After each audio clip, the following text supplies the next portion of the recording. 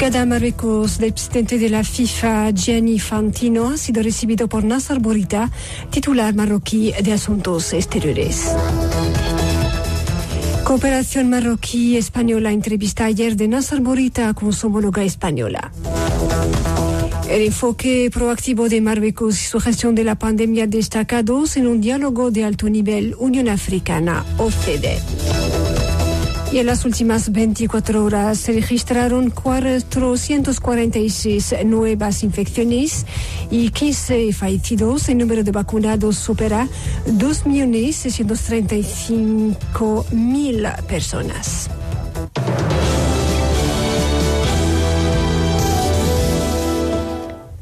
Buenas tardes. Comenzamos con esta noticia. El presidente de la Federación Internacional de Fútbol, Gianni Infantino, llegó esta mañana a Marruecos para una visita de trabajo de 2 días.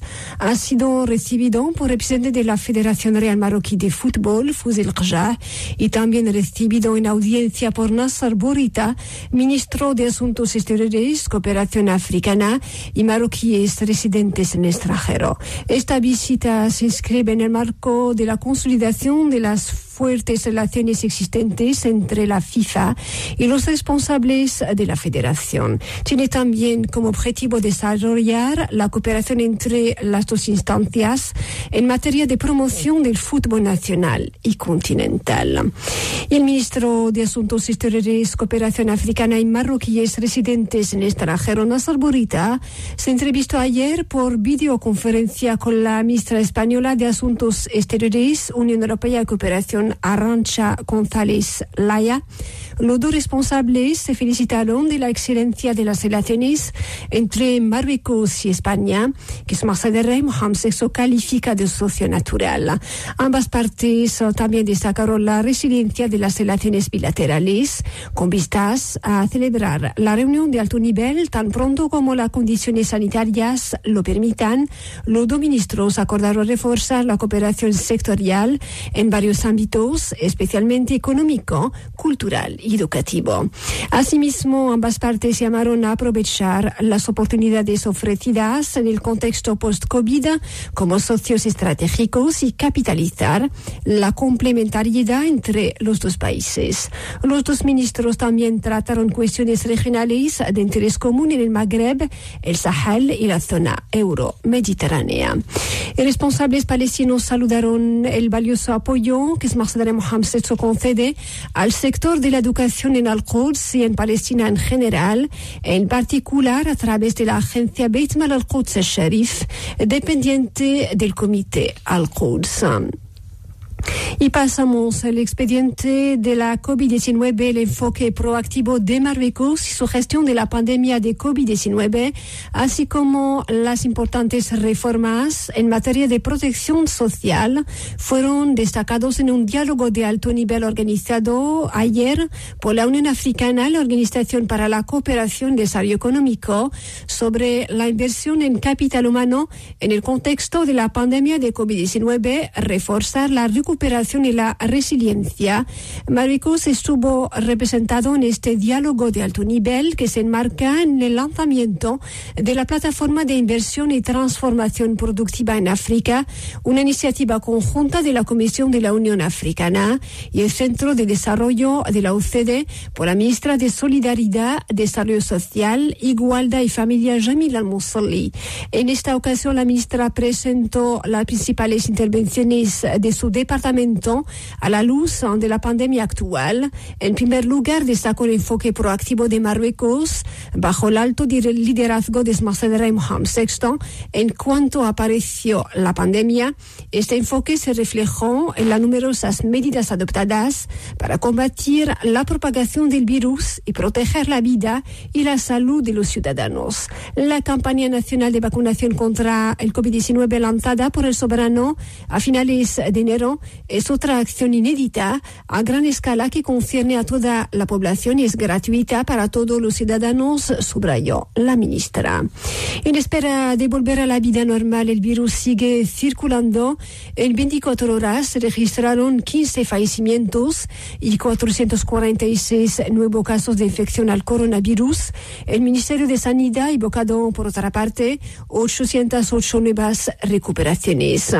Y desde el comienzo de la operación de vacunación en Marruecos, un total de 2.635.859 personas han sido vacunadas por la primera dosis hasta ayer a las 18 horas, con 83.842 que ha recibido su primera dosis de vacuna en las últimas 24 horas. El número total de personas que ha recibido su segunda dosis de vacuna es de 31.232 a este día.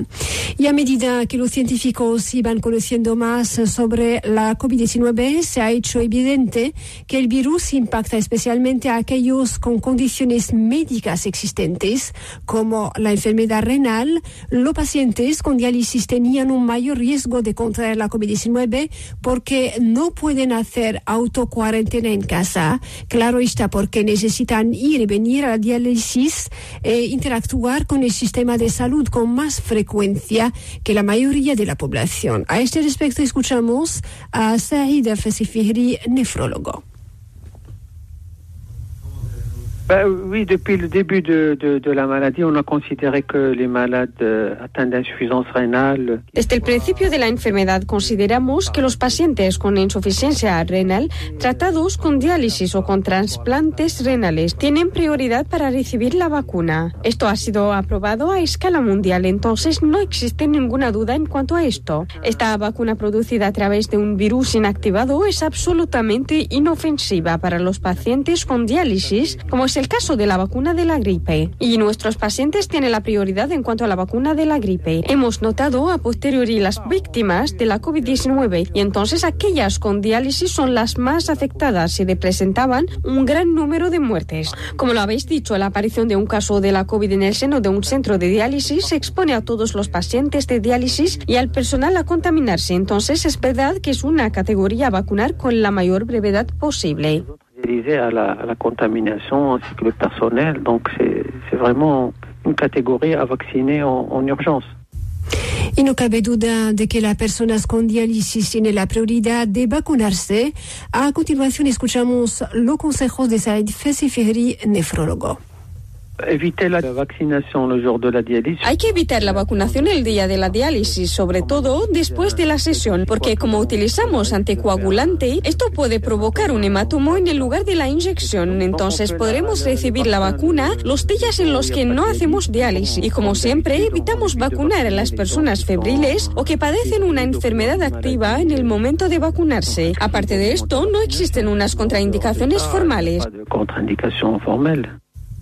Y el resto de la actualidad internacional con Umay Mesrida.